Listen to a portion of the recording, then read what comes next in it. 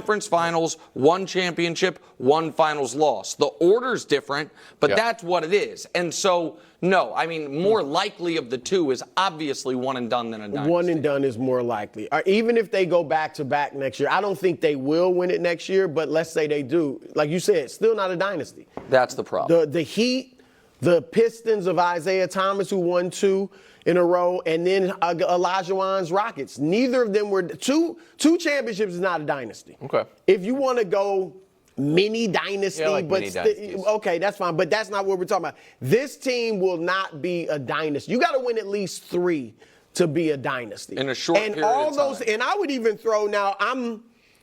Probably most people disagree with this, but I think we talk about them like they're a dynasty. Bird Celtics. It's weird because the Lakers. It was 2 at that time, but the league was so top heavy. Yeah. You only had 5 teams that whole decade reach the finals. Yeah. Forget win it, reach it. All right, so the league was very top heavy. Celtics was a tough one. Yeah, so I kind of put them in there, and they had some turnover too. The first championship was different from the other 2, but those teams, all the dynasties that Nick mentioned, and then I threw a couple in, they all had guys who are undoubtedly top 12 all time. Mm-hmm.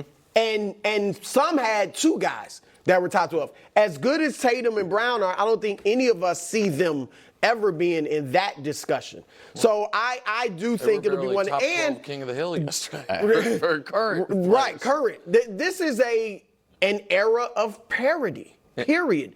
And you got, it's a good thing to see, and I think this is something for Tatum to shoot for. Who's going to take command of this era?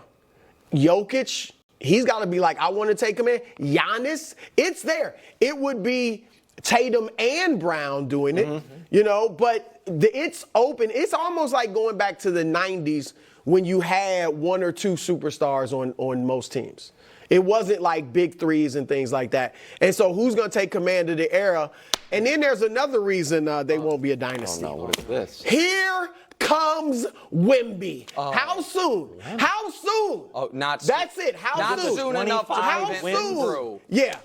How soon? Hold on. The Celtics, can I say? I didn't say it's next year. I said how as many soon? games in the playoffs as Wemby did the whole year. Dusty, lock this take up by Wild. That's just lock facts. up the They won 22 anger. games, and the Celtics won 16. I'm just saying, watch. Listen, out. can I ask you a real quick question? I told y'all he was going to be great, and I'm not saying That was in wasn't a France hot scouting take. him. Yeah, I mean, no, but y'all disagree. Nick went off on me when I said. didn't. No. What I say he's no going to one be. disagreed. Hold on. No, hold Nick on, did. Brew, wait a moment. No, I did not. I did thought I not went a have bridge the too take. far? I did not. Yes, I said I think you were going too far. But I didn't. When you said if he's Akeem Olajuwon, he's a disappointment. That's what I said was too far. Okay, is that true now? No, that will never be true. There is no basketball world where it's true. That's true. That's now true. It's true, It's Nick. now true that if, hold on, just real quick. It's now true that if Wemby's career, when it's over, we're like he had a touch better than Shaq, but not quite as good as Kobe. We're going to be like, what a failure. I don't. Not a failure, but it would be a disappointment. Okay, yes. all right. Can we stay on the Celtics This for dude a has second? no potential. All right, So Wemby's coming. That's another thing. But if he is, I don't think even you think he's going to be on a championship caliber team in the next 2 years. Well, that's up to the Spurs to build around. But 2 years is quick. Right, and that's why I'm saying. And the Celtics Maybe we're talking 2 about years right from now. now. We're not talking about 7 years from now. But they're young. That's the thing. They are young. Except for Drew and Al, absolutely. So but the core, to me, the core is Tatum and Brown. So here's the other piece of it. Do you want to go, Wild? I'm sorry. No, I mean, I have. Go. Here's the thing. Last 25 seasons, I'm going to skip over what the champions did because we had a few full screens. Top 2 in offense and defensive rating in the last 25 years. So you would think, all right, they are set up. If they're, as I coined, defense wins championships, and they had the number 1 offense, I think, in league history this year. But then remember, the Pacers had the second best offense. I know, But it's just kind of so most of the teams in the top 10 played this year. I mean, really, it's just the 3-point line. Number one. Then it should give them more credit for the defense of how great the defense is this year. So here's the other question, and this is just a weird one: are the Celtics just playing differently than everyone else? So that's a legitimate. Games with over 43 points attempts this season.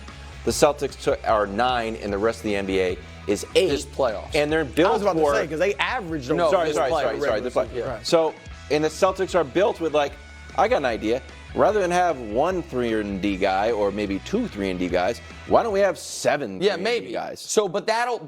And who's competing with that? Well, the thing is, the whole league's in short order. Not as far as the personnel, but stylistically. Yeah. Like that will. So that It's part. a copycat league. That part can be caught up to a degree. I think you make fair points, but I also the reason I want to pump the brakes so hard on Dynasty is I think the last team to win back-to-back and not have a moment during their second run where they were massive underdogs to win the championship, massive Vegas on-the-record underdogs, were the 0-1 Lakers. You go Wait, to so what? Let me explain to you what I'm saying.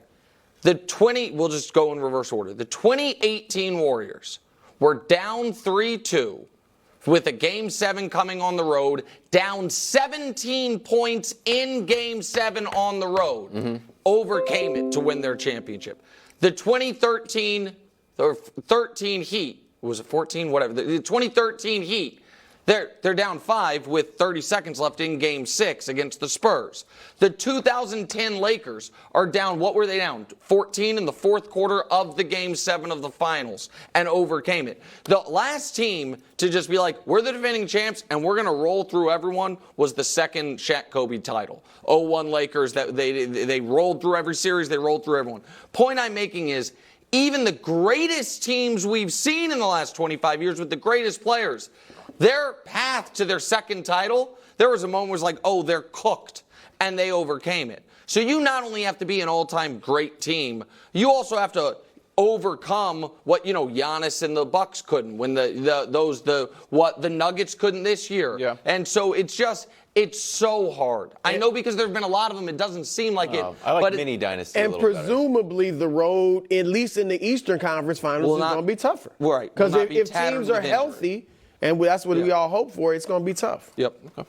We're going to end on a sad note for the A block. We've been doing this a lot lately. Baseball lost a legend yesterday when Willie Mays died at the age of 93, 2-time MVP, 24-time All-Star, widely regarded as one of, if not the best baseball player of all time. Brew, how will you remember Willie Mays? Well, I was 5 years old when he retired in 73, so I didn't see him in, obviously, much other than film.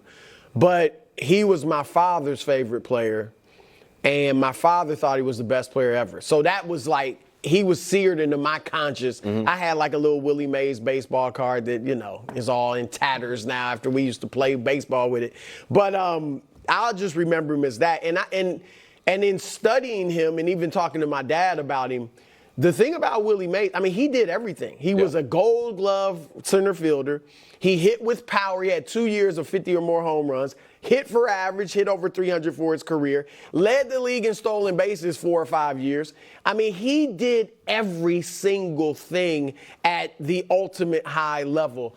And so I'll remember him as arguably the greatest baseball player ever. And remember, he played a lot in Candlestick, which is a hard to hit home runs, and he still ended up with 660. And he may have hit 700 or more if he also lost almost 2 full seasons fighting in a war, and the season when he came back, he hit 41 home runs, and he still finished with 660. I think the case for Willie Mays as the greatest baseball player of all time is the cleanest case you can make for any player. Sorry, I think that's something fair. In my eye.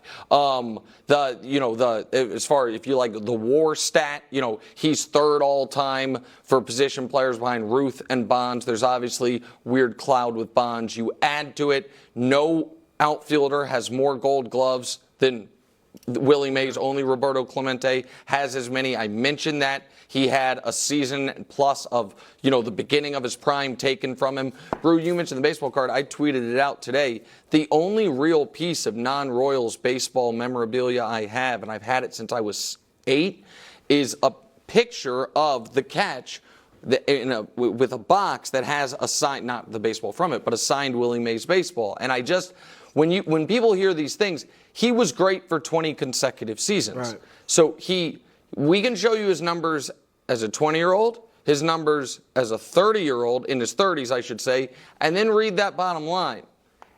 At 40, led the NL in walks and on base percentage.